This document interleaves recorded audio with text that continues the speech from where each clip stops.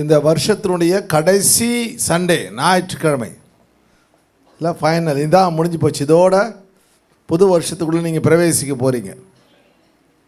ஹல்லேலூயா. சரி, ஆண்டவர் தேவன் நம்மை ஆஸ்வதிக்க வல்லமை உள்ளவராக இருக்கிறார். இன்றைக்கு ஆண்டவர் 4 சபைகளை குறித்து நம்ம வெளிப்படுத்தும் விசேஷத்தில் 7 சபைகளை குறித்து வாசித்தோம். இதில் ஒரு 4 மிக முக்கியமான சபைகளை குறித்து என் மனசில் கர்த்தர் கொண்டு வந்தார். அந்த 4 சபைகளை குறித்து நம்ம கவனிக்க போகிறோம்.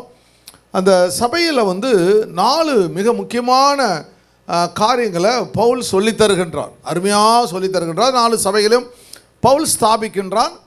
அவன் அருமையான காரியங்களை சொல்லித் தருகின்றான். ஒவ்வொரு சபைக்கும் ஒரு சில காரியங்களை தேவன் சொல்லித் தரும். அதுபோல் தேவன் என்ன செய்வார், நம்ம ஆண்டவர் தேவன் நம்ம சபைக்கு நிறைய காரியங்களை கற்றுக் கொடுத்தார். இப்போ இங்கே இருக்க நிறைய சபைகள் இருக்குது. இந்த சென்னையில் பார்த்தா 3700 சபைகளுக்கு மேலே இருக்குது. பெந்தகோஸ்தே சபைகளே 3400 சர்ச் இருக்குன்றாங்க. மொத்தம் 5700 5800 சர்ச்சஸ் டோட்டலாக இருக்குதுன்னு சொல்கிறாங்க. அப்போ அந்த 5700 சர்ச்சில் நம்ம யோசித்து பார்த்தோன்னா 5800 சர்ச்சில் அதிக பாடுகள் பட்ட சபை என்ன? எபோ சபை ஒரு சபை தான் அப்படின்றது எல்லாருக்குமே தெரியும். எல்லாருக்குமே நான் எங்கே போய் உட்காந்தாலும் முதல்ல சர்ச்சு என்னாச்சு அப்படின்னு கேட்பாங்க. அந்த பாஸ்டர்ஸ் பிஷப்ஸ் யாராக இருந்தாலும் கேட்பாங்க. எந்த நாட்டுக்கு எந்த ஸ்டேட்டுக்கு போனாலும் கேட்பாங்க. சரி, அப்போது தேவன் நம்ம 5 வருஷங்கள் நம்முடைய சபை உபத்திரவப்பட்டது, சிமர்னா சபையை போல். அதே போல் இதில் தெஸ்லோனிக்க சபை உபத்திரவப்பட்ட சபையை நம்ம பார்க்க போகிறோம். அதனால் ஆண்டவர் தேவன் எந்த சபை உபத்திரவப்படுகிறதோ அந்த சபையின் மேலே கர்த்தர் இன்னும் அதிக கரிசனை உள்ளவராய் இருக்கிறார். நான் முன்னாடியே சொன்னது போல் சபையில் அடிக்கடி சொல்லுவேன், ஆண்டவரே எனக்கு பணக்காரர்கள் எனக்கு தேவையில்லை, ஏழைகள் பணக்காரராவதை என் கண்கள் பார்க்கட்டும். அப்படி தான் இந்த சபை ஆரம்பிக்கப்பட்டுச்சு. அதே போல் நான் சொல்லியிருக்கேன், இந்த சபை வரும்பொழுது முதல்ல நான் ஒரு ஆள் தான் கார் வச்சுருந்தேன். என் தம்பிக்கிட்ட கூட கார் கிடையாது. ஆனால் கர்த்தர் தேவன் என்ன பண்ணுறார், இப்பொழுது ஆண்டவர் நம்முடைய சபையை கர்த்தர் ஆசீர்வதித்திருக்கிறார். அதுபோல் தேவன் உங்கள் ஒவ்வொருவரையும் தேவன் ஆஸ்வதிக்க வல்லமை உள்ளவராக இருக்கின்றார். அல்லேலூயா. சரி, 4 சபையில் முதல்ல நம்ம பார்க்க போகிற வசனங்களை பார்த்தோம். கொரிந்து சபையின் வசனங்களை வாசித்தோம். அதை மறுபடியும் இன்னொரு முறை நம்ம வாசிக்க கேட்போம்.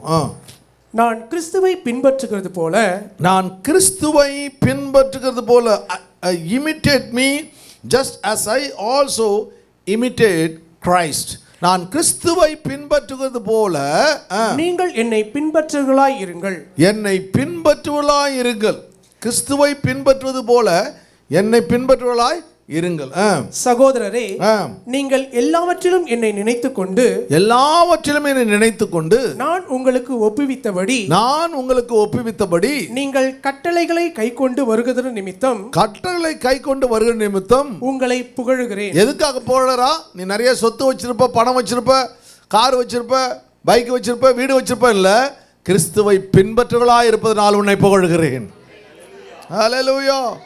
3வது காரியம் வாசிங்க. ஒவ்வொரு புருஷனுக்கும் கிறிஸ்து தலையாய் இருக்கிறார் என்றும் ஸ்திரீக்கு புருஷன் தலையாய் இருக்கிறான் என்றும் கிறிஸ்துவுக்கு தேவன் தலையாய் இருக்கிறார் என்றும் நீங்கள் அறிய வேண்டும் என்று விரும்புகிறேன். அப்போ அங்க ஒரு லீடர்ஷிப்பை தேவன் குடும்பத்துக்கு ஒரு புருஷன் என்னவா இருக்கிறார்? தலையா இருக்க, ஹெட்டா இருக்கிறாரு. அதே போல ஒரு மனைவிக்கு புருஷன் ஹெட்டாக இருக்கிறாரு. அதே போல் சபைக்கு பிதாவாகிய தேவன் கிறிஸ்து ஹெட்டாக இருக்கிறார். அல்லேலூயா. இந்த காரியங்களை சொல்கிறோம். இப்போ இந்த கொரிந்து சபையை குறித்து நம்ம ஒரு சில காரியங்களை கற்றுக்கொள்ள போகிறோம். தேவன் நமக்கு வேண்டிய இரக்கத்தை காண்பிக்க வல்லமை உள்ளவராய் இருக்கின்ற கொரிந்து சபையை குறித்து பார்க்கும்பொழுது ஆண்டவர் தேவன் பரிசுத்த ஆவியானவர் அநேக காரியங்களை தேவன் நமக்கு கற்றுத்தருகிறார். 5 காரியங்கள் சபையில் மிக முக்கியம். கொரிந்து சபை கரெக்டாக போடுமா? 5 காரியங்கள் மிக மிக முக்கியமான ஒன்று. சபைன்னா என்ன அர்த்தம் அப்படின்னா, நல்லா கவனிங்க.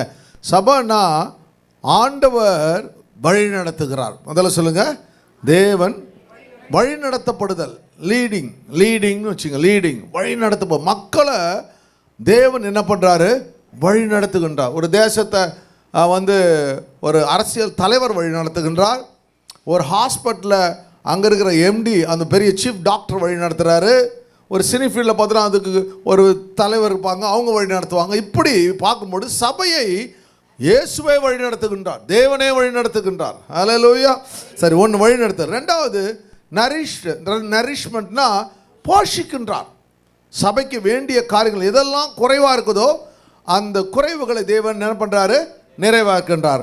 மூணாவது காரியம் என்லார்ஜ்மெண்ட் ஆர் என்கரேஜ்மெண்ட், உற்சாகப்படுத்துகின்றார், ஸ்தாபிக்கின்றார். உற்சாகப்படுத்துகின்றார், ஸ்தாபிக்கின்றார். எத்தனை வச்சு மூணாச்சா? நாலாவது காரியம் கம்ஃபர்ட்ஸ், ஆண்டவர் ஆறுதல் படுத்துகிறார். அஞ்சாவது காரியம் கரெக்ட்ஸ், தேவன் சரிப்படுத்துகின்றார். ஆறாவது காரியம் என்ன பண்றாரு, பாதுகாக்கிறார். ஏழாவது காரியம் ஒரு நம்பிக்கையை கொடுக்கிறார். இந்த 7 காரியங்கள் ஒவ்வொரு சபையிலும் காணப்படுகிறது. இந்த 7 காரியங்கள் காணப்படும் போது அந்த சபை ஒரு மகிமுள்ள சபையாய் மாறிவிடுகிறது.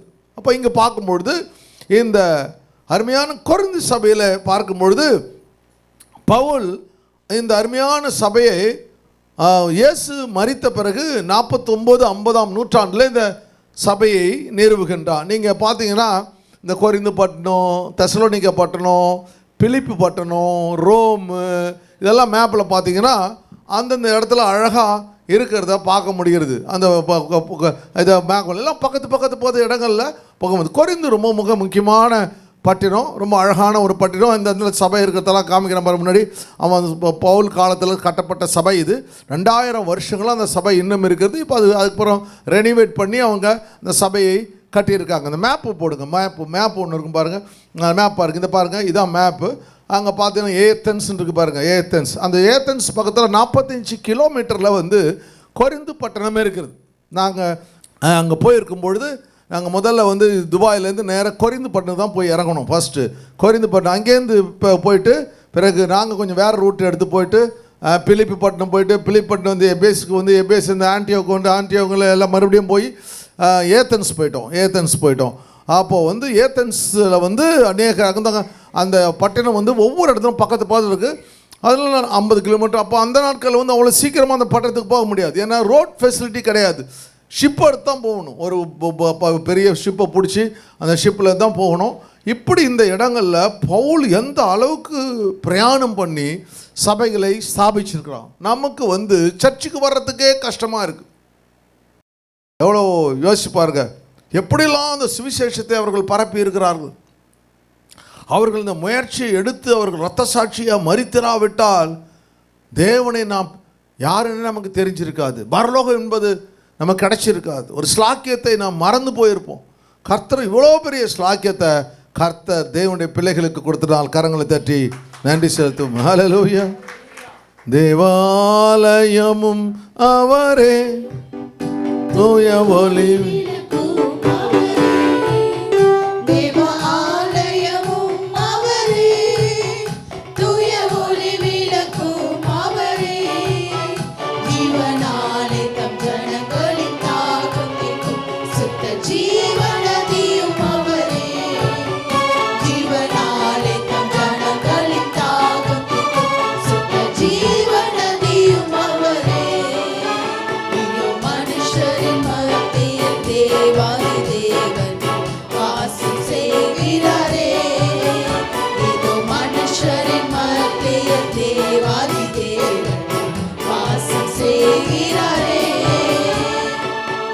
ஹல்லேலூயா. அப்போ இந்த கொரிந்து சபைக்கு இவன் கற்றுக் கொடுத்த காரியம் என்ன? எப்படி அவர்கள் பின்பற்றுகளாக மாறுறாங்க? தேவனுடைய கட்டளைகளை அவர்கள் பின்பற்றுகிறார்கள். ஹல்லேலூயா. ஒரு சபை எப்படி இருக்க வேண்டும்? தேவனுடைய கற்பனைகளையும் கற்பனை கட்டணம் என்ன அர்த்தம்? கற்பனை கட்டணம் யாராவது சொல்லுவீங்க? கற்பனை கட்டணம் என்ன? வெரி குட், கை தட்டுங்க. நம்ம ஐசக்கு எடுத்தோன்னே செஞ்சுரி 6 தான். Very good. அவருடைய இருதயத்தினுடைய எண்ணங்கள், திட்டங்கள், அதை வெளிப்படுத்து தான் கற்பனைகள். அவருடைய கற்பனை, அவருடைய திட்டம் இல்லையா? உங்களுடைய கற்பனை ஒன்று இருக்கும், மிக்சி வாங்கணும், கிரைண்டர் வாங்கணும்னு இல்லையா? ஆண்டோடைய கற்பனை என்ன? தேவனுடைய பிள்ளைகளை வழிநடத்த வேண்டும், பரலோகத்துக்கு கொண்டு வர வேண்டும். அதுபோல தூர தரிசனம் பெற்றவர்களாய் தேவன் நம்மை மாற்ற வல்லமை உள்ளவராக. இந்த கொரிந்து சபைக்கு கட்டளைகளை கைப்பற்ற சபையாய் மாற வேண்டும் என்று என்னை பின்பற்றுங்கள். அப்போ 4 காரியங்களை கர்த்தர் சொல்கிறார் பாருங்க. அப்போ ஒன்று, சர்ச் ஆஃப் கொரிந்து, கொரிந்துனுடைய சபை. இல்லையா? கொரிந்து சபை. ரெண்டாவது சர்ச் ஆஃப் தெஸ்லோனியன் சபை. மூன்றாவது சர்ச் ஆஃப் ரோமானியனுடைய சபை. நாலாவது எபேசியருடைய சபை, எபேசியர்கள் அவர்கள் அங்கே ஸ்தாபிக்கப்பட்ட சபை. இந்த செய்தியினுடைய தலைப்பு என்னன்னா, இமிட்டேட்டர் ஆஃப் கிரைஸ்ட், கிறிஸ்துவை பின்பற்று. இமிட்டேட்டர் என்ன அர்த்தம்? இமிட்டேட் பண்ணுறது. எங்கள் அம்மா குழம்பு வச்ச போலே என் மனைவி குழம்பு வைக்கிறான்னு சொல்லுவார் சில ஹஸ்பண்டுங்க. அது மாதிரி இமிட்டேட் பண்ணுறது. அவங்க என்ன செஞ்சாங்களோ அதை அப்படியே இமிட்டேட் பண்ணுறது. சில பேருக்கு வந்து சினி ஃபீல்டில் ஹீரோஸ் இருப்பாங்களா, அவங்க தான் ஹீரோ. அவங்கள வந்து அப்படியே இமிட்டேட் பண்ணுவாங்க, ஹேர் கட்லேருந்து அது மாதிரியே பண்ணிப்பாங்க. அதே போல் இதில் வந்து பேர்னா அரசியல்வாதிகளில் இமிட்டேட்டர்ஸ் இருப்பாங்க. அவங்க தலைவன் சொல்லுவாங்க, அவன் நானும் அவரை போல தலைவன். அப்புறம் மைக்கேல் ஜாக்சன் ஒருத்தரக்கான் பாருங்கள், எத்தனை பேர் மைக்கேல் ஜாக்சன் மாதிரியே ட்ரெஸ் பண்ணுறான், மைக்கேல் ஜாக்சன் மாதிரியே டான்ஸ் ஆடுறான். நான் சொல்லிகிட்டு இருந்தேன், ஒரு ஆள் பீச்சில் இருக்கிறாரு, அவர் அப்படியே மைக்கேல் ஜாக்சன் மாதிரி தொப்பி போட்டிருப்பார், அப்படியே ஒயிட் கலர் அதை போட்டு பிங்க் கலர் டிஃப்ரெண்ட் வந்து ஹேட் போட்டிருப்பார். அதே மாதிரி ட்ரெஸ் பண்ணுவார், அதே மாதிரி ஒல்லியாக இருப்பார், மூஞ்சி மட்டும் கொஞ்சம் வேற மாதிரி இருக்கும். எல்லாத்தையும் அவர் அப்படி பின்னாடியே போவார்.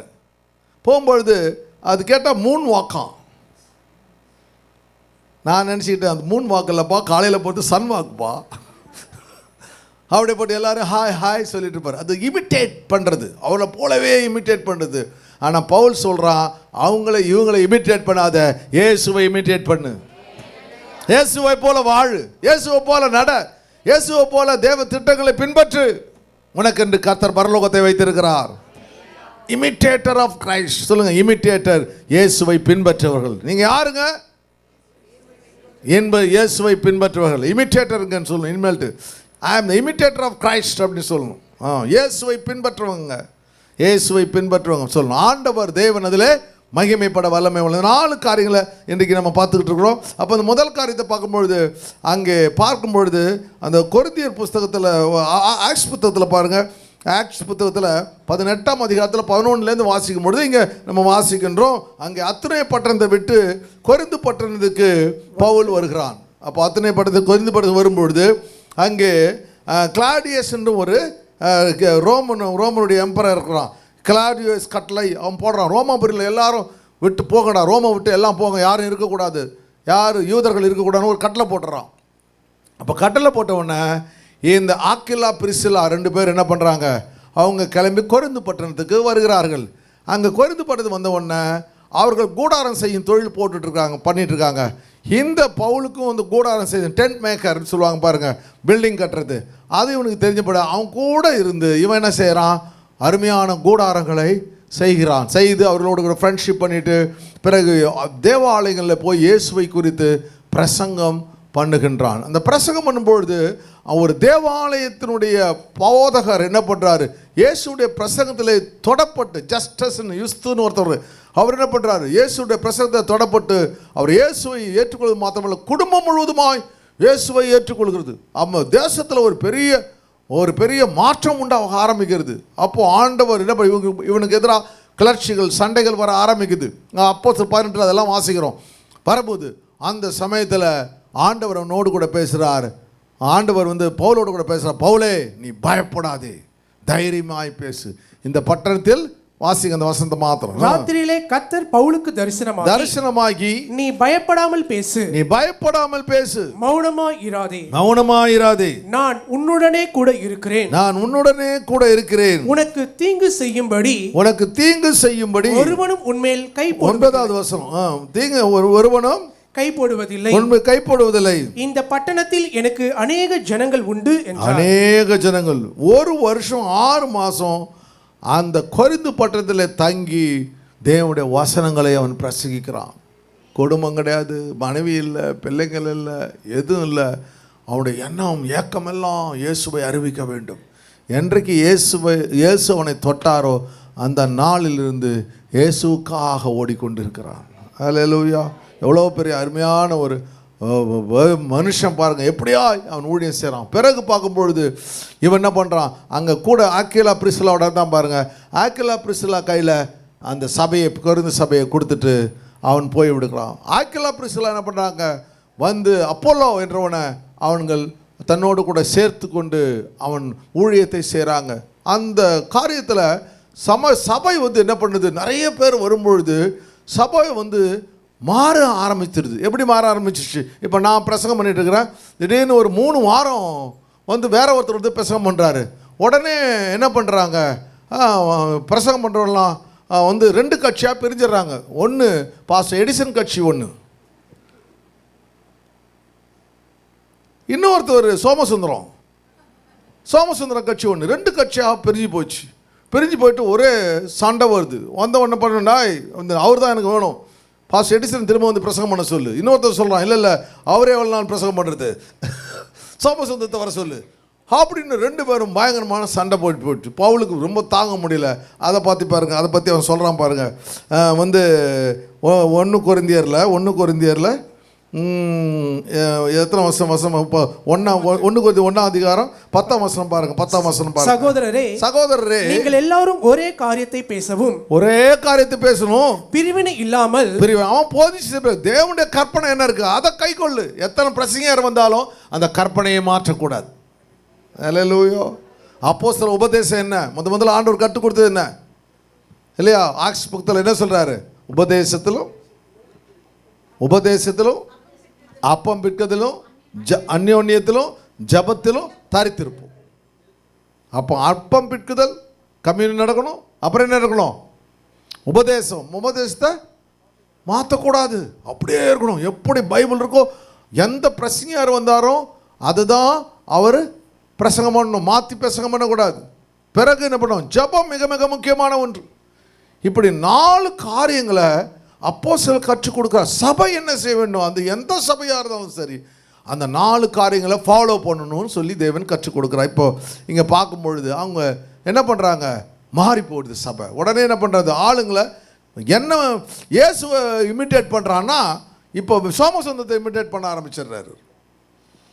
சோமசுந்தரத்தை இப்போ என்ன பண்ணா, சகோதரரே இப்போ எனக்கு யாராவது யூடியூப்பில் பார்த்து என்ன எப்படி நீ பேசுவேன்னு கேட்க போகிறோம், அது வேறு பயமாக இருக்குது. சரி, நீங்கள் எல்லோரும் ஒரே காரியத்தை பேசவும். ஒரே காரியம். இயேசு மரித்தார், உயிரோடு கூட எழுந்தார், 3ஆம் நாள் உயிரோடு கூட எழுந்தார். இயேசு மறுபடியும் வரப்போகிறார். அல்லேலூயா. உங்களை நேசிப்பது போல பிறனை நேசி. இதுதான் ஆண்டவர் சொல்லிக் கொடுத்த காரியம். அப்போ ஒரே காரியத்தை பேசுவோம், பிரிவினைகள் இல்லாமல் ஏக மனதும் ஏக யோசனை உள்ளவர்களாகவும் சீர்பொருந்தி இருக்கவும் வேண்டும் என்று நம்முடைய கர்த்தராகிய இயேசு கிறிஸ்துவின் நாமத்தினாலே உங்களுக்கு புத்தி சொல்லுகிறேன். டிவிஷன்ஸ் உடைய வேண்டும். இதுதான் வந்து அந்த கொரிந்து சபைக்கு அவர் கற்றுக் கொடுத்த காரியம். கற்பனைகளை கை கொள்ள வேண்டும், ஏக மனசாக இருக்க வேண்டும். அப்போலோ வந்து பவுல் நட்டான், அப்போலோ நீர் பாய்ச்சினான், விளைய செய்கிறது தேவன். யார் வந்து பிரசங்கம் பண்ணாலும் ஆத்துமாக்களை கொண்டாவர் வருது ஆண்டவர். ஹல்லேலூயா. நான் கொண்டு வந்தேன், நீ கொண்டு வந்தேன்னு சண்டை இருக்கக்கூடாது, கர்த்தரே கொண்டு வந்தார். ஹல்லேலூயா. நான் இல்லைன்னா நீ சர்ச்சுக்கு வருவியா அப்படி கேட்கக்கூடாது. அவங்க சொல்லணும், நீ இல்லைனாலும் கர்த்தரை கொண்டு வந்திருப்பார். இல்லை ஒருத்தவனை கொண்டு ஆண்டவர் பேசுவோம். அதனால் நாம் என்ன செய்யக்கூடாது, மேன்மை பாராட்டக்கூடாது, கர்த்தரே விலையை செய்தார். ஹல்லேலூயா. தேவ கரங்களை தட்டி கர்த்தரே சொல்லுங்க. ஹல்லேலூயா. சரி, 2வது காரியம், சர்ச் ஆஃப் தெசலோனியன்ஸ் பிரிவினை இல்லாத சபையாக இருக்க வேண்டும், கற்பனைகளை கை கொள்கிற சபையாக இருக்கணும், ஏக சிந்தை உள்ள சபையாக இருக்க வேண்டும் என்று கொரிந்து சபை மக்கள் அவனை பின்பற்றும்படி செய்கின்றான். 2வது பின்பற்றுதல் பாருங்க, தெசலோனிய சபை. 1 தெசலோனிய புத்தகம் 5ஆம் அதிகாரம். எங்கள் சுவிசேஷம் உங்களிடத்தில் வசனத்தோட மாத்திரமல்ல வல்லமையோடும் பரிசுத்த ஆவியோடும் முழு நிச்சயத்தோடும் வந்தது. நாங்களும் உங்களுக்குள்ளே இருந்தபோது உங்கள் நிமித்தம் எப்படிப்பட்டவர்களாய் இருந்தோம் என்று அறிந்திருக்கிறீர்களே. நீங்கள் மிகுந்த உபத்திரவத்திலே பரிசுத்த ஆவியின் சந்தோஷத்தோட அப்பொழுது பயங்கரமான பெர்சிக்யூஷன் இருக்குது. இயேசுவை யார் ஏற்றுக்கொண்டார்களோ அவர்களை அடிப்பாங்க, உதைப்பாங்க, ஜெயிலில் தூக்கி போடுவாங்க. ஏன்னா எல்லாரும் மாறிக்கிட்டு இருக்காங்க. ஒரு பெரிய மாறுதல் இயேசு கிறிஸ்துக்கு பிறகு ஒரு பெரிய எழுப்புதல், சேஞ்ச் வர ஆரம்பிச்சிடுது. ஐயோ, ஒரு பெரிய பவர்ஃபுல் லீடர் மரித்து உயிரோடு கூட எழுந்தார் அப்படின்ற ஒரு பெரிய காரியம் நடக்குது. ஏன்னா மறிச்சு செத்து போயிடுவான். ஆனால் இயேசு ஒருவர் தான் உயிரோடு கூட எழுந்தார். அந்த வார்த்தை எல்லா இடத்துலையும் பிரதிபலிக்குது. அநேகர் இயேசு தன் சொந்த ரட்சகராய் ஏற்றுக்கொள்கிறார்கள். அதனால மிகுந்த உபத்திரவம் சபைகளுக்கு உண்டாகுது. பரிசுத்த ஆவியின் சந்தோஷத்தோட அப்போ அந்த உபத்திரவம் எவ்வளவு இருந்தாலும் அந்த ஹோலி ஸ்பிரிட் அவங்க கூட இருக்கிறதுனால அந்த உபத்திரவத்தில் அவர்கள் ஒரு நாள் என்ன பண்ணல, பயப்படவே இல்லை. திருவசனத்தை ஏற்றுக்கொண்டு எங்களையும் கர்த்தரையும் பின்பற்றுகிறாகி. அப்ப இந்த இரண்டாவது சபை தெசலோனிக்கே சபை என்ன பண்ணுது, அந்த ரோம சபை போல தேவனை பின்பற்றுகிற சபையாய் மாறி விடுகிறது. ஃபாலோயர்ஸாக மாறுது, அதில் இமிட்டேட்டர்ஸாக மாறுது. தேவ திட்டங்கள் அங்கே நிறைவேற்றப்படுது. கர்த்தர் உங்களுக்கும் எனக்கும் கர்த்தர் ஒரு பெரிய ஸ்லாக்கியத்தை கொடுத்திருக்கிறார். நான் சொன்னது போல 1000 சபைகள் நம்முடைய சென்னையில் இருந்தாலும் எப்ரோன் சபைக்கு தேவன் ஒரு உபத்திரவத்தை கர்த்தர் கொடுத்தார். அந்த உபத்திரவத்தில் நீங்கள் எத்தனை பேர் இந்த நாட்களில் தேவ சபையோடு கூட நின்றீங்களோ கர்த்தர் ஒரு நாளும் அவர்கள் மறக்கவே மாட்டார். நீங்கள் பார்க்க போகிறீங்க, உங்கள் பிள்ளைகள் ஆண்டவர் தேவன் உயர்ந்த நிலையில் வைத்திருப்பார். உங்கள் சந்ததியை தேவன் ஆசீர்வதிப்பதை பார்ப்பீர்கள். அன்றைக்கு இந்த பவுலும் கூட இந்த 12 சீஷர்களும் இரவு பகல் பாராமல் உழைக்காது இருந்திருந்தா, அவர்கள் மறிக்காது இருந்திருந்தா, ஆண்டவர் தேவன் அந்த யூரோப்பை முற்றும் மாற்ற முடியாமல் போயிருக்கும். எந்த இடத்துல அவர்கள் அதிகமாய் சுவிசேஷம் சொன்னார்களோ அந்த இடமே கர்த்தர் முழுமையாய் மாற்றி விடுகிறார். எல்லாம் கிறிஸ்தவ நாடாக மாறி போச்சு. பார்த்தீங்களா, அன்றைக்கு அவன் போட்ட விதைகள். அல்லேலூயா. இயேசு கிறிஸ்துவுக்கு பிறகு தேவன் திட்டங்களை மாற்றி விடுகின்றார். தேவனுடைய கரம் அங்கே செயல்படுகிறதை பார்க்க முடிகிறது. சரி, இவ்விதமாய் மக்கதோனியாவிலும் அகாயாவிலும் உள்ள விசுவாசிகள் யாவருக்கும் மாதிரிகள் ஆனீர்கள். எல்லா சர்ச்சுக்கும் இந்த அருமையான தெசலோனிக்கே சபை என்ன பண்ணுச்சு, இமிட்டேட்டர்ஸா எக்ஸாம்பிளா மாறிச்சு. உபத்திரவம்னா யாருன்னு சொன்னா எப்ரோன் சபை மாறி போச்சு. ஆண்டவர் தேவன் இதெல்லாம் கர்த்தர் நமக்கு அனுமதிச்சாரு. அவற்றெல்லாம் கர்த்தர் நிற்க கர்த்தர் பலத்தை கொடுத்தார். கர்த்தருக்கே ஸ்தோத்திரம். ஹல்லேலூயா, ஹல்லேலூயா, ஹல்லேலூயா. தேவன் ஸ்தாபரிக்கும் ஸ்தலமே தம் ஜனத்தாரின் மத்தியிலா, தேவன் ஸ்தாபரிக்கும் ஸ்தலமே தம் ஜனத்தாரின் மத்தியிலா, தேவன் தாம் அவர்கள் தேவனாயிருந்து கண்ணீர் யாவையும் துடைக்கிறாரே. தேவன் தாம் அவர்கள் தேவனாயிருந்து கண்ணீர் யாவையும் துடைக்கிறாரே.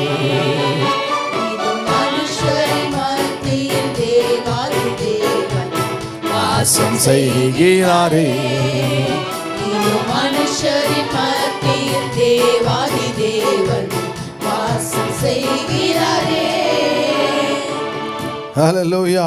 இப்போ 3 காரியங்களை பவுல் அந்த சபைக்கு கற்றுக் கொடுக்குறான். என்ன 3 காரியங்கள்? 1, அவன் என்ன பண்ணுறான்? விசுவாசம். 2வது என்ன? நம்பிக்கை. 3வது அன்பு. 3 காரியங்கள் சபைக்கு அவன் கற்றுக் கொடுக்கணும். தெசலோனிய சபைக்கு அவன் கற்றுக் கொடுக்க காரியம் பாருங்க, விசுவாசம், நம்பிக்கை, 3 அன்பு. இந்த 3த்துல நீங்கள் எப்போவுமே எப்படி இருக்க வேண்டும்? நிலை இருக்க. அந்த 3த்துல அவர்கள் நிலைக்கிறாங்க. எவ்வளோ பெரிய உபத்திரங்கள் வந்தாலும் அவர்களை அது பிரிக்க முடியாமல் போகுது. பாருங்க, 1 தெசலோனிக்கர்ல 3ஆம் அதிகாரம் 2ஆம் வசனம் பாருங்க. இந்த உபத்திரவங்களினாலே ஒருவனும் அசைக்கப்படாதபடிக்கு உங்களை திடப்படுத்தவும் உங்கள் விசுவாசத்தை பற்றி உங்களுக்கு புத்தி சொல்லவும் நம்முடைய சகோதரனும் தேவ ஊழியக்காரனும் கிறிஸ்துவின் சுவிசேஷத்தில் எங்கள் உடன் வேலையாளுமாகிய தீமோத்தேயுவை அனுப்பினோம். இங்க பாருங்க, இங்க என்ன சொல்றாங்க, இந்த சபையை ஸ்தாபிச்சுட்டு போயிட்டு அந்த சபை எப்படி இருக்குன்னு சொல்லி ஆட்களை அனுப்புகின்றான். நம்முடைய சர்ச் பிரான்ச்சஸ், நிறைய பிரான்ச்சஸ் நம்ம இருக்கோம். ஒரு முறை அந்த பிரான்ச்சஸை போய் பார்த்துட்டு வர்றதுக்கு நான் ஊழியக்காரங்களை அனுப்பிச்சேன். ஒருத்தர் கோஆர்டினேட்டரை போட்டு ஒன்று எந்த வாரம் போகணுயா அப்படின்னு சொன்னார். அவர்ப்பா அடுத்த வாரம் போப்பா. அப்படியாயா? அப்போ நான் இன்ஃபார்ம் பண்ண, ஐயோ இன்ஃபார்ம் மட்டும் பண்ணாத, திடீர்னு போயிட்டு உன் சர்ச்சில் உன் சர்ச்சில் ஒரு பிரசங்கர் கெஸ்ட் ஸ்பீக்கர் போட்டுரு, திடீர்னு அந்த சர்ச்சுக்கு போ அப்படின்னு சொல்லி, கூடூரில் ஒரு சர்ச்சு, அங்கே போன்னு சொன்னால் இவர் என்ன பண்ணுறாரு, காலையில் சர்ச்சுக்கு போகாமல் கால் மேலே கால் போட்டுன்னு இப்படி காலை ஆட்டிக்கிட்டு சரி டிவி பார்த்துட்டு உட்காந்துருக்காரு. டிவி பார்த்துக்கிட்டு உட்காந்து படுத்துக்கிட்டு இருக்கிறாரு. சர்ச்சையும் போனால் சர்ச்சு இல்லை, சர்ச்சு பூட்டு கிடையாது. அப்புறம் வந்து போட்டு, ஆனால் மாதம் மாதம் சப்போர்ட்டு போகுது. அப்போ மாதம் மாதம் 2000 ரூபாய் நான் சப்போர்ட் பண்ணுவேன் ஒரு சர்ச்சுக்கு. 2000 ருபீஸ். ஒரு கிராமத்தில் இருந்துன்னு ஜாலியாக 2000 ரூபாயை வாங்கிக்கிட்டு சர்ச்சை மட்டும் என்ன ஃபோட்டோ மட்டும் எடுத்து, சர்ச்சு ஃபோட்டோ இருக்குது, கேட்டில் ஐயோ போய் பார்த்துட்டு சர்ச்சில் யாருமே இல்லை. அப்புறம் வீட்டுக்கு போய் பார்த்தா இவர் உட்காந்து டிவி பார்த்துன்னு உட்காந்துருக்குறாரு. அம்மா வந்து பாஸ்டர் அம்மா வந்து வீட்டில் என்னமோ உள்ள கிச்சனில் என்னமோ செஞ்சுட்டு இருக்குது, பிள்ளைங்கள்லாம் விளையாடிட்டு இருக்குது. இவர் வந்து கால் மேலே கால் போட்டுன்னு, இவர் போனவர் ரொம்ப கோகார பாஸ்டர், நான் அனுப்பிச்ச பாஸ்டர், அப்படி தான் நான் அனுப்புவேன். போட்டார், நறுக்குன்னு ஒரு கொட்டு கொட்டிட்டார். அது பெரிய பிரச்சனையாக ஆகிப்போச்சு. என்கிட்ட வருது ப்ராப்ளம், என்னை அடித்ததற்கு காரணத்தை சொல்லி அவர் மன்னிப்பு கேட்க வேண்டும் அப்படின்னு சொன்னிச்சு. அப்போது என்கிட்ட ஹெட் பாஸ்டர் தான் முடிவு எடுக்கணும். ஹெட் பாஸ்டர் எடுக்கிற முடிவு இல்லை என்றால், அடித்தது சரியான நியாயம், அவனை வெட்டாமல் விட்டது அடுத்த பெரிய தவறு, நீலாம் உயிரோடு கூடவே இருக்கக்கூடாது, நான் ராஜாவாக இருந்தாலும் அப்படி தான் முடிவு எடுப்பேன், நான் சபையை விட்டு போகிறேன், இப்போவே போ. அவருக்கு சர்ச்சை கட்டி கொடுத்தோம். பிறகு வந்து எப்படி அந்த ஆளை வச்சுக்க முடியும்? ஹல்லேலூயா. இவனை அப்ரிஷியேட் பண்ணி இப்போது அந்த பாஸ்டர் நம்ம கூட இருக்கிறார். அவர் தான் இப்போ டிஸ்ட்ரிக்ட் கோஆர்டினேட்டர், நம்ம ஆந்திரா சபைகளுக்கு டிஸ்ட்ரிக்ட் கோஆர்டினேட்டர் அவர் தான். ஹல்லேலூயா. அப்படி வைராக்கியம் உள்ள ஆட்கள் தேவன் என்ன பண்ணுறார்? செயல்படுத்துகின்றார். மாதம் மாதம் எத்தனை வருஷம்? 10 வருஷம் சப்போர்ட் பண்ண. 10 வருஷம், ஒரு மாதத்துக்கு 2000, 12 மாதம் 12 மாதம் 2000, அதுக்கப்புறம் வந்து 10 வருஷம் கணக்கு பண்ணி எத்தனை லட்சம் போச்சு. எத்தனை முறை நான் இங்கேருந்து போகிறேன் கூடூருக்கு கார் சர்ச்சு கட்டும் போது அவ்வளோ வேஸ்ட்டாக போச்சு. ஹல்லேலூயா. அப்போ இவன் பார்க்குறான், இவன் தீமோத்தி அனுப்புகிறான். தீமோத்தி அனுப்பும்பொழுது அவன் தீமோத்தியை போய் பார்த்துட்டு வந்து சொல்கிறான், ஐயோ அந்த மக்கள், தெசலோனிய மக்கள் பயங்கரமான நம்பிக்கையில், விசுவாசத்தில், அன்பில் வேரூன்றி நிற்கிறார்கள். ஒரு சில பிரச்சனைகள் இருந்தாலும் கூட உபத்திரவத்தில் அவர்கள் மிகவும் அருமையான மக்களாக இருக்கிறாங்க வந்து சொல்லும் பொழுது பவுல் சந்தோஷப்பட்டோம். ஐயோ நான் தீமோத்தி அனுப்பின உங்களை குறித்து சொல்கிறான். சொன்னது மாத்திரமல்ல, நீங்கள் அத்தனை பேர் எங்களை பார்ப்பதற்கு வாஞ்சையாக இருப்பீர்கள் என்று சொல்கிறான். நாங்கள் மறுபடியும் உங்களை வந்து பார்க்க வருகிறோம். அந்த பவுலுக்கு அவ்வளோ சந்தோஷத்தை அந்த சபை, தெசலோனிக்க சபை ஏற்படுத்தி. அதனால தான் ரெசரக்ஷன் பற்றிலாம் அதிகமாக சொல்லுவோம் பாருங்கள். தெசலோனிக்க பக்கத்தில் இயேசு வரப்போகிறாரு, தேவ எக்காலம் ஒலிக்கும், சத்தம் கேட்கும், அந்த சமயத்தில் மரித்தவர்கள் முதலாவது எழுந்திருப்பார்கள். இதெல்லாம் தெசலோனிக்க சபைக்கு ரெசரக்ஷனை பற்றி அவங்களுக்கு நம்பிக்கையை ஊற்றுகின்றான். நம்பிக்கையை ஊற்று எல்லா காரியத்திலும் அந்த சபை வல்லமுள்ள சபையாய் மாறி விடுகிறது. ஹல்லேலூயா. அதுபோல் ஒரு சபை எப்படி மாற வேண்டும்? வல்லமை உள்ள சபையாய் மாற வேண்டும். வெறும் சபை 40 வருஷம் 50 வருஷம் 80 வருஷத்துக்கு சபை இல்லை, நித்தியமாக கர்த்தர் நம்மோடு கூட வாழ போகின்றார். ஹல்லேலூயா. ஹல்லேலூயா. ஏன் நம்ம சபைக்கு அதிகமாக உபத்திரவம் பார்த்தீங்கன்னா, நான் கட்டும் பொழுது எப்படி கட்டுறேன்னா, 1000 வருட அரசாட்சியில் ஏசு அந்த சபைக்கு வரும்னு சொல்லி 53 அடி ஃபவுண்டேஷன் போட்டு கட்டின சர்ச். இந்த சர்ச்சு 4.5 அடி, அந்த சர்ச்சு 53 அடி. எர்த்குவாக் ஸ்ட்ரக்சர், அது இல்லாமல் பெஸ்ட் ஸ்டீல் யூஸ் பண்ணிருக்கோம். பில்டிங் காற்று அடித்தா வளையமை ஒழிய பில்டிங் விழாது. நான் உலகத்தில் எந்த நாட்டுக்கு, அமெரிக்கா போய் எல்லா நாட்டிலும் போய் என்னென்னலாம் டெக்னாலஜி கற்றுக்கிட்டனோ அத்தனை டெக்னாலஜியும் பார்த்தேன். பிசாசு பார்த்தா, நீ என்ன டெக்னாலஜி யூஸ் பண்ணு, உன் சர்ச்சை மூடி உனக்கு மன உளைச்சலை நான் உண்டு பண்ணுறேன்னு சொல்லி பிசாசு உண்டு பண்ணால், ஆனாலும் கூட கர்த்தர் உயிரோடு கூட இருக்கிறார். சபை உயிரோடு கூட இருக்கிறது. நீங்களும் நானும் கர்த்தர் உயிரோடு கூட வைத்திருக்கிறார். கரங்களை தட்டி கர்த்தருக்கு நன்றி செலுத்துங்க. ஹல்லேலூயா. ஆக தேவனுடைய திட்டங்கள் நம்ம மேலே ஆண்டவர் வைத்திருக்கிறார். பரிசுத்த ஆவியினுடைய வல்லமையான அபிஷேகத்தை ஆண்டவர். ஹல்லேலூயா. ஒரு தியாலஜனை பற்றி சொல்லியிருந்தேன். ஒரு தியாலஜன் சொல்கிறாரு, உபத்திரம் வரும்பொழுது வை மீ, எனக்கு ஏன் ஆண்டவரே, எனக்கு ஏன் ஆண்டவரே அப்படின்னு சொல்லக்கூடாதான். ஒய் நாட் மீன்னு கேட்கணுமா? அந்த உபத்திரத்தில் நான் ஏன் இல்லை? Can you understand? புரியுதா? அது வை மீ, எனக்கு ஆண்டவரே, எத்தனை பேர் நல்லா இருக்கிறா, பக்கத்து வீட்டுக்கார பாருங்க. அப்படி இல்லை. அந்த உபத்திரப்பட்ட சபை நம்ம சர்ச்சில் 7 பேர் 8 பேர் 9 பேர் நினைக்கிறேன். அந்த 7வது ஃப்ளோர் 7 மணி நான் குதிச்சிட போகிறேன் அப்படின்னு கத்துறாங்களே, கர்த்தர் அவங்கள பார்த்துருப்பார். 2 பேர் கரசன் வீட்டு ஊற்றிக்கிட்டு ஓடினாங்களே, கர்த்தரை பார்த்துருப்பார். நீங்களும் நானும் எல்லாரும் வந்து அந்த தர்ணாவில் கலந்துட்டு கர்த்தரவங்களை பார்த்துருப்பார். அதை கட்ட வரும்பொழுது அதை தூக்கி விசிறி எடுத்து எல்லாவற்றையும் தேவன் பார்த்திருப்பார். ஹல்லேலூயா. உபத்திரவத்தில் நின்றவர்கள் யார்? அவர்கள் தான் பிரகாசிக்க போகிறார்கள், அவர்கள் தான் ஜொலிக்க போகிறார்கள், அவர்கள் தான் உண்மையான இமிட்டேட்டர்ஸ், இயேசுவை பிரதிபலிப்பவர்கள். இந்த கமிஷனர் சொன்னார் பாருங்க, அடிக்கடி சொல்ல என் மனசில் வருது, நான் என் லைஃப்பில் உங்கள் மாதிரி சர்ச்சை பார்க்கல சார். என்ன சார் விசுவாசிங்க, கிறிஸ்துவ கூட்டம்னா ஒரு கத்துலாம் ஓடின்னு நினச்சேன். இது என்ன சார் சுதந்திர போராட்டத்தோட பயங்கரமான போராட்டம். 650 பேர் நாங்கள் போலீஸ் நிற்கிறோம், ஒருத்தன் கூட பயப்படல சார். நிற்கிறாங்க சார், நல்லா ட்ரெயின் பண்ணிருக்கீங்க சார். நான் ட்ரெயின் பண்ணல சார், ஆண்டவர் ட்ரெயின் பண்ணார். ஹல்லேலூயா. தேவன் இந்த தெசலோனிக்கே சபை அப்படிப்பட்ட சபையாய் இருந்ததை நினைச்சு பவுல் சந்தோஷப்படுறான். தீமோத்தேயுவை அனுப்புறான். தீமோத்தேயு வந்து சொல்கிறான், நீங்கள் உபத்திரவத்தில் நிற்கிறீங்களா, நீங்கள் விசுவாசத்தில் நிற்கிறீங்களா, நீங்கள் அன்பில் நிற்கிறீங்களா, நீங்கள் நம்பிக்கையில் நிற்கிறீங்களா? அது கேட்கும்பொழுது என் மனசு ஆறுதலாக இருக்குது. நான் மறுபடியுமாய் உங்களை வந்து பார்ப்பேன். ஹல்லேலூயா. 3 காரியங்கள் அதில் மிக முக்கியமான காரியங்களாக கர்த்தர் தெசலோனிக்கே சபையில் கர்த்தர் பார்க்கின்றார். சரி, டைம் ஆகிப்போச்சு. ஆண்டவர் அது பாருங்கள், எபிரேயர் புஸ்தகம் 1 வசனத்தில் வாசிக்கிறேன். எபிரேயர் புஸ்தகம் 2ஆம் அதிகாரம் 17ஆம் வசனம் சீக்கிரமாக வாசிங்க. அன்றியும் ஜனத்தின் பாவங்களை அன்றியும் அவர் ஜனத்தின் பாவங்களை நிவர்த்தி செய்வதற்கு ஏதுவாக தேவ காரியங்களை குறித்து இரக்கமும் உண்மையுள்ள பிரதான ஆசாரியராய் இருக்கும்படிக்கு எவ்விதத்திலும் தம்முடைய சகோதரருக்கு ஒப்பாக வேண்டியதாய் இருந்தது. இயேசு குறித்து சொல்றான். ஆதலால் அவர்தாமே சோதிக்கப்பட்டு பாடுபட்டதினாலே அவர் சோதிக்கப்படுகிறவர்களுக்கு உதவி செய்ய வல்லவராய் இருக்கிறார். அப்படியே கரங்களை கட்டி நன்றி செலுத்துவோம். ஆண்டவரே, ஆண்டவரே, நீங்க உங்க பாடுகளை குறித்து நீங்க கவலைப்படாதீங்க. ஏனென்றால் உங்களை அழைத்தவர், உங்களை ரட்சித்தவரும் பாடுகளை பட்டு இருக்கின்றார். உங்கள் பாடுகள் என்ன என்பது அவருக்கு தெரியும். அவரை போல பாடுகள் படவே முடியாது. அழகாக எழுதலாம். பவுல் எழுதும்போது, எபிரேய புத்தகத்துக்கு எழுதும்போது, அவர் சோதிக்கப்பட்டதினாலே அவர் சோதிக்கப்படுகிறவர்களுக்கு உதவி செய்ய வல்லவராக இருக்கிறார். அப்போ நாம் என்ன செய்யணும்? சோதிக்கப்படும் பொழுது என்னை விட சோதிக்கப்பட்ட ஒருவர் இருக்கிறார், அவர் எனக்கு உதவி செய்வார். எப்படிப்பட்ட சோதனை, அந்த பண பிரச்சனையோ குடும்ப பிரச்சனையோ இல்லை அது வந்து என்னது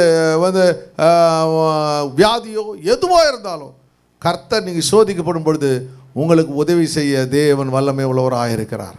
3வது சபை ரோமனுடைய சபை. ரோமர் சபையை அவன் பெரிய சபைகளை அந்த நாட்களில் ஸ்தாபிக்க முடியவில்லை. ஏன்னா ரோமர்கள் சீசர் ஆட்சி காலம் அது. அந்த சமயத்தில் 2 வசனத்தை வாசிப்போம். ரோமர் 15:2-3 வாசிங்க.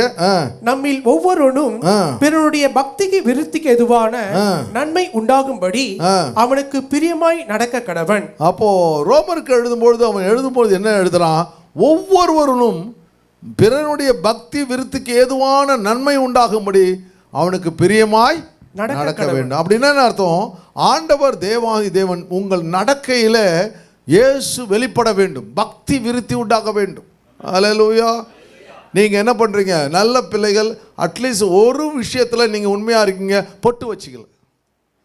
உங்களை பார்ப்பதுக்கு என்ன சொல்கிறாங்க? பரவாயில்ல, நீங்கள் கிறிஸ்டியனா அப்படின்னு கேட்பாங்க. அம்மாவை பார்க்கும்போது என்ன தெரியுமா கேட்பாங்க? நீங்கள் முஸ்லீமான்னு கேட்பாங்க. இவங்க இப்படி போட்டுன்னு போனாங்கன்னா யாரை பார்த்தாலும் முஸ்லீமா முஸ்லீமா முஸ்லீமா. இவங்க சொல்லுவாங்க முஸ்லீம் இல்லை கிறிஸ்டியன்னுவாங்க. அவங்க கிறிஸ்டியன் அப்படின்னு சொல்லுவாங்க. அவங்க அது எல்லாமே சில பேருக்கு என்ன பண்ணி எங்கேயாவது போனால், எங்கேயாவது ஒரு இடத்துக்கு போனோம், திடீர்னு அம்மாக்கிட்ட வந்து ஹிந்தியிலே பேசிட்டு இருப்பாங்க, இவங்க தெலுங்குலே பேசிகிட்டு இருப்பாங்க. அவங்க ஹிந்தியிலே பேசியிருப்பாங்க, இவங்க அவனு தெலுங்கில் பேசுவாங்க.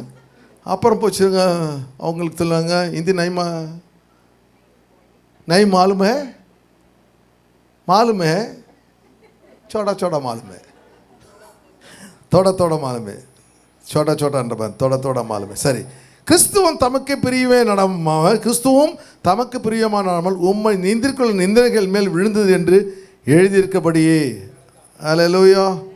ரொம்ப அழகாக எழுதுறான் பார்த்தீங்களா? எழுதியிருக்கிறபடியே என்னமானா, கிறிஸ்துவும் தமக்கே பிரியமாய் நடவாமல் உம்மை நிந்திக்கிறவருடைய நிந்தனைகள் என்மேல் விழுந்தது என்று எழுதியிருக்கிறபடியே நடந்தார். எல்லாம் எப்படி அவனுடைய தேவ திட்டத்தின் பிரகாரம் நீங்களும் நானும் எப்படி நடக்க வேண்டும்? நமக்கென்று தேவ திட்டத்தின் நடக்க வேண்டும். நமக்கென்று தேவன் வைத்திருக்கிற தேவ திட்டங்களை நாம் செயல்படுத்த வேண்டும். 4ஆம் வசனம் ரோமர் தேவ வசனத்தினாலே உண்டாகும் பொறுமையினாலும் ஆறுதலினாலும் நாம் நம்பிக்கை உள்ளவர்கள் ஆகும்படிக்கு முன்பு எழுதியிருக்கிறவைகள் எல்லாம் நமக்கு போதனையாக எழுதியிருக்கிறது. போதனை வந்துருப்பா, போதனையாய். Very good. சரி, ரைட். கொஞ்சம் இந்த வார்த்தையில் எவ்வளோ மாற்றம் இருக்குல்ல. ஆமாம், போதனை. ஓகே, போதனையாய் எழுதி நாம் ஆண்டவர் நமக்கு எல்லாவற்றையும் எழுதி காண்பித்தனால கர்த்தருடைய திட்டங்கள் இருக்குது. இப்போது இந்த ரோமர்கள் கொஞ்சம் சொல்லிடுறேன். ரோமர்கள் 2 தெய்வங்களை வழிபட்டாங்க. ஒன்று மார்ஸ், இன்னொன்று ஜூபிட்டர். 2 தெய்வங்களை வழிபட்டாங்க. 2வது பெரிய பெரிய ஆலயங்களை கட்டினார்கள். அந்த ஆலயங்களை கட்டி அனிமல் சாக்ரிஃபைஸ், அதாவது மிருக பலிகளை செலுத்தினார்கள். சரியா, இவங்களுடைய காரியங்கள். 3வது காரியம், ஸ்பிரிட்ஸ் தன்னை கண்ட்ரோல் பண்ணுதுன்னு நினச்சாங்க. 3 காரியங்களை செஞ்சாங்க. ஸ்பிரிட்ஸ் மக்களுக்கு ஒரு ஆவி, அந்த ஆவி எங்களை கண்ட்ரோல் பண்ணுதுன்னு நினச்சாங்க. அந்த ஆவி நமக்கு எல்லாம் கொடுக்குன்னு நினச்சாங்க. 2வது என்ன பண்ணிட்டாங்க, அந்த மார்ஸும் அந்த ஜூபிட்டர் தான் உண்மையான கடவுள்னு நினச்சாங்க. அவங்க செழிப்பை கொடுக்கும், ஆசீர்வாதத்தை கொடுக்குன்னு நினச்சாங்க. 3வது காரியம் என்ன நினச்சாங்க, மிருக பலிகளை செலுத்து. ஏன்னா பழைய ஏற்பாட்டு காலத்தில் ஆடு மாடுகளை செலுத்தினால இவங்க என்ன பண்ணுங்க, பன்றிகளையும் மற்ற இடங்களையும் அவர்கள் ஆப்போசிட்டாக இருக்கிற மிருகங்களை அதுக்கு பலிகளாய் செலுத்தினார்கள். ஆண்டவருடைய திட்டங்கள், வசனங்கள் விதைக்கப்பட்ட பிறகு, ஆண்டவரை ஏற்றுக்கொண்ட பிறகு என்ன நடந்தது, ரோம ராஜ்யமாக மாற ஆரம்பிச்சிடுது. ரோம ராஜ்யம் மாறி ஆரம்பித்து எந்த சிலுவையை வெறுத்தார்களோ, எந்த சிலுவையை பற்றி பிரசங்கம் பண்ண யூதர்களை அவர்கள் தீக்கிரை ஆக்கினார்களோ, இவர்கள் எல்லாமே மாறி அவர்கள் அந்த சிலுவையை பெருமைப்படுத்தி ரோம கத்தோலிக்க சபைகளை நிறுவ ஆரம்பித்து விடுகிறார்கள். அதுதான் ரோமன் கேத்தலிக் சர்ச்சஸ். அப்போது ஆண்டவருடைய பிள்ளைகளை நாங்கள் கொலை செஞ்சோம், நாங்கள் வாழ்நாள் முழுவதும் இந்த சிலுவையை நாங்கள் சுமக்கிறோம்னு சொல்லி அவர்கள் இந்த சிலுவையை சுமந்து தேசம் எங்கு பார்த்தாலும் அவர்கள் சபைகளை ஸ்தாபிக்க ஆரம்பித்தாங்க. இது என்ன ஒரு கிரேட்னா, யார் சிலுவையிலே அடித்தாரோ அவர்களே கிறிஸ்துவத்திற்கு தலையாக கர்த்தர் மாற்றினார். ஹல்லேலூயா. அப்போ எதிர்ப்புகளை மாற்றுகிற வல்லமை நம்முடைய ஆண்டவரிடத்திலே உண்டு. ஹல்லேலூயா. சரி, 4வது சர்ச், 4வது சபை எபேசி சபை. சீக்கிரம் முடிச்சிடலாம், டைம் ஆகிப்போச்சு. எபேசி சபை, எபேசியர் சபை 5:1-2 வாசிங்க. எபேசியர்கள் 5:1-2. ஆதலால் நீங்கள் பிரியமான பிள்ளைகளைப் போல தேவனை பின்பற்றுவர்களாகி. பிரியமான பிள்ளைகளைப் போல தேவனை பின்பற்றணும். தேவனை சாதாரண ஏனோ தானே வரக்கூடாது சர்ச்சுக்கு. ஏதோ போகிறேன், நான் ஏதோ வந்தேன், ஏதோ ரட்சிக்கப்பட்டேன், எங்கள் அப்பா கிறிஸ்டின், எங்கள் தாத்தா கிறிஸ்டின், அதனால் நானும் கிறிஸ்டின், அப்படி இல்லை. கர்த்தரை பிரியமாய் பின்பற்ற வேண்டும். சொல்லுங்க, பிரியமாய் பின்பற்றுவேன். ஹல்லேலூயா. தேவனை பின்பற்றுவர்களாகி கிறிஸ்து நமக்காக தம்மை தேவனுக்கு சுகந்த வாசனையான காணிக்கையாகவும் பலியாகவும் ஒப்பு கொடுத்து. கிறிஸ்து எப்படி பண்ணாரு, தேவனை பின்பற்றது மாத்திரமல்ல, சுகந்த வாசனை. எப்படி சுகந்த வாசனை வரும்? ஒரு ஆடு பலி செலுத்தப்படும் பொழுது அதை கண்டந்துண்டமாக தோல் உரிக்கப்பட்டு கண்டந்துண்டமாக வெட்டப்பட்டு தகனபீடத்தில் வைக்கப்படும். தகனபீடத்தில் வைக்கும்பொழுது அது எரிக்கப்படும் பொழுது அதிலே புகை எழும்பும். அந்த புகை தேவனுக்கு வாசனையாய் மாறும். ஏன்னா அது அர்ப்பணிக்கப்பட்டுச்சு. ஹல்லேலூயா. அதுபோல் இயேசு தன்னைத்தாமே ஒப்பு கொடுத்து அவர் என்ன பண்ணுறார், அவர் அடிக்கப்பட்டு உதைக்கப்பட்டு ஆணுகள் கடாவப்பட்டு அவர் மரிப்பதனால் சுகந்த வாசனையாய் மாறிவிடுகிறார். உபத்திரவங்களுக்கு அவருக்கு பெருசாக தெரியல. ஏனென்றார் அவருக்கு என்ன, பிரியமாய் நடந்து கொள்ள வேண்டும் பிதாவுக்கு. அதே போல் நீங்களும் நான் நடந்து கொள்ள வேண்டும்னு சொல்கிறேன்.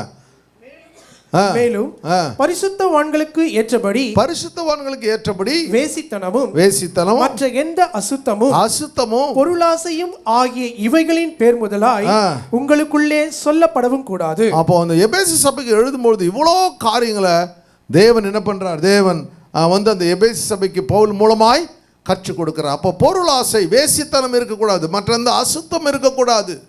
எதுக்கு பேர் என்ன பண்ணுது, பொருளாசை இருக்கக்கூடாது. கிறிஸ்தவர்களுக்கு மிக மிக முக்கியமான காரியம். எதை பார்த்தாலும் என்ன பண்ணுவாங்க, அந்த என்ன பண்ண இச்சிக்கிற காரியங்கள் இருக்கக்கூடாது. உங்களுடைய நான் அடிக்கடி இதை சொல்லிகிட்டே இருக்கேன். ஏன்னா நிறைய வீடுகளில் நீங்கள் போய் என்ன பண்ணுறீங்க, வேலை செய்கிறீர்கள், ஆஃபீஸில் வேலை செய்கிறீங்க, அங்கே இடத்துல இருக்கிறத தூக்கிட்டு வந்துடக்கூடாது. இதெல்லாம் கற்றுக் கொடுக்குறோம் அவனுக்கு. அவங்க எல்லாம் அந்த வாங்கி வச்சவங்களுக்கு தெரியும்ல, வாங்கி வச்சது எங்கடா காணாமல் போச்சுடுவான். ஒரு தடவை விட்டுருவான், 2வது தடவை கண்டுபிடிச்சிடுவான். இல்லையா? ரொம்ப பயங்கரனால தான் நிறைய இதில் பைய காமிச்சு போன்றான் பாரு, அதுக்கு செக்யூரிட்டி போட்டு வரான் பாரு. இதெல்லாம் ஃபாரின் கண்ட்ரிஸ்லாம் அதிகமாக கிடையாது. அதெல்லாம் அவனுங்க அதெல்லாம் தொடமாட்டானுங்க. நம்ம நாட்டில் தான் இருக்குது பைய காமி. எங்கே போனாலும் சரி, எந்த ஒரு கடைக்கு போனாலும் பைய காமி. ஏன்னா பையில் எதை தூக்கி போடுன்னு தெரியுது. இதெல்லாம் பாருங்கள், வீடியோவில் காமிக்கிறான் பார்த்தீங்களா, என்னென்னலாம் இப்படிலாம் திருடுதுங்கன்னு காமிக்கிறான பார்த்தியா, பயங்கரமாக இருக்குது பார்த்துருங்க. எப்பா, ஸோ அதெல்லாம் இருக்கக்கூடாது. சபைக்கு இதெல்லாம் தேவையில்லைன்றான். நீ பரலோகத்துக்கு நிச்சயிக்கப்பட்டவன், தேவனுடைய பிரஜை, நீ பரலோகத்துக்கு சொந்தப்பட்ட ராஜாவினுடைய பிள்ளை, நீ உனக்கே அந்த புத்தி அப்படின்னு சொல்கிறான் பாருங்க. அப்படியே வம்பும் புத்தியீனமான பேச்சும், புத்தியீனமான பேச்சு இருக்கக்கூடாது. பரியாசமும் தகாதவைகள், பரியாசம் இருக்கக்கூடாது. ஸ்தோத்திரம் செய்தலே ஆகும். ஸ்தோத்திரம் செய்தலே தகும். தகும். வம்பு இருக்கக்கூடாது. புத்தியீனமான பேச்சு தேவையில்லாத அந்த கதை ஊர் கதைலாம் தேவையில்லை. பரியாசம் இருக்கக்கூடாது. தகாதவை தேவையில்லை. ஸ்தோத்திரம் பண்ணு ஆண்டவரே, அந்த நேரத்தில் தேவனை ஸ்தோத்திரம் பண்ணு. இவை எல்லாமே எபேசு சபைக்கு, எபேசு சபை மிக மிக முக்கியமான சபை. ஏனென்றால் முதல்ல இவன் இருக்கிறான், இது திமோத்தேயு போகிறான். அதுக்கு முன்னாடி ஆக்கில்லா பிரிஸ்கில்லா இருக்கிறானுங்க. அதற்கு பிறகு யோவான் தான் கடைசியான பாஸ்டராங்க. அந்த கடைசி பார்த்தா அவங்க என்ன பண்ணுறாரு, அங்கே தான் யோவான் 1, 2, 3 வருது. அது பார்த்து அந்த 1, 2, 3 அங்கே தான் எழுதுறாரு, எபேசில் தான் எழுதுறாரு. பிறகு என்ன பண்ணுறது, அங்கேருந்து பக்கத்தில் தான் பத்மூஸ் அந்த தீவுக்கு இங்கேருந்து ஃபெரி எடுத்து போனோம். அந்த இடத்துல சரி, அந்த பத்மு தீவில் போய் தான் ரெவலேஷன் சாப்டர் எழுதுறாரு. பிறகு மறுபடியும் ரிலீஸ் ஆகி வந்து அந்த எபேசியெல்லாம் மரித்து போகிறாரு. மரியாளும் மரித்து போகிறாள். 2 பேருடைய, அதாவது ஆண்டவர் சொன்னது நான் அடிக்கடி சொல்லியிருக்கேன். அது இவனுடைய யோவானுடைய கலரையும் மரியாளுடைய கலரையும் பக்கத்தில் இருக்கும். 2 பேரும் மரித்து போய் விடுகிறார்கள். ஆக தேவன் உடைய திட்டங்கள், ஒவ்வொரு சபைக்கும் வெவ்வேறு திட்டங்களை, தரிசனங்களை தேவன் கொடுத்திருக்கிறார். ஹல்லேலூயா. அதனால் 4 சபைகளை குறித்து கர்த்தர் இன்னைக்கு பாசினார். 4 சபைகளும் எப்படி பின்பற்றுகிறது, அதுதான் இன்னைக்கு மெசேஜ். ஒவ்வொரு சபைக்கும் ஒவ்வொரு திட்டங்களை அருமையான பவுல் சொல்லி தருகின்றான்.